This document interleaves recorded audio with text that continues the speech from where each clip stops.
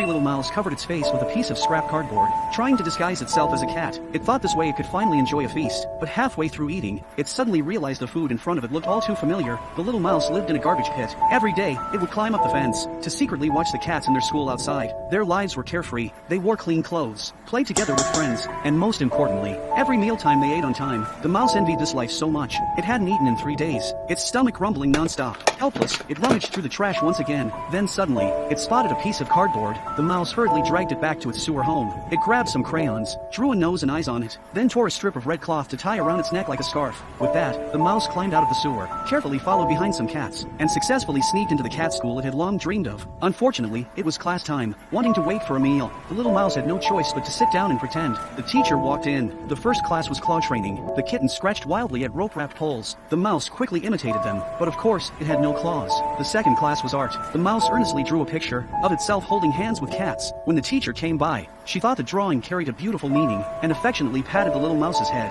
But only the mouse itself knew the real meaning. The third class was anatomy. Cats had to learn to strike down mice in a single blow. But before that, the kittens needed to dissect one, to study its body structure. Since the kittens were still too young, the teacher usually did the killing, perhaps sensing something unusual, or maybe out of suspicion. This time she asked the little mouse to go first. How cruel that was. That was its own kind, but if it refused, its disguise would be exposed. The little mouse broke into a cold sweat. At that critical moment, it had no choice but to step forward. Under everyone's gaze, it reluctantly completed the teacher's command. After class, the mouse felt sick and wanted to vomit, but luckily, it was finally mealtime. The delicious aroma of food filled the air, and it ate with joy and satisfaction. Yet just when it was happiest, something felt wrong. The food before it looked more and more like its own tail. In a daze, all the mouse's beliefs completely collapsed. If it ate, it would betray its moral bottom line. If it didn't, it would starve to death. If it were you, what would you choose? The little mouse hesitated for a moment. Then a faint smile appeared at the corner of its mouth. To it, since it was on the brink of starving, it had no right to consider any moral boundaries. It simply didn't want to go back to digging through garbage ever again.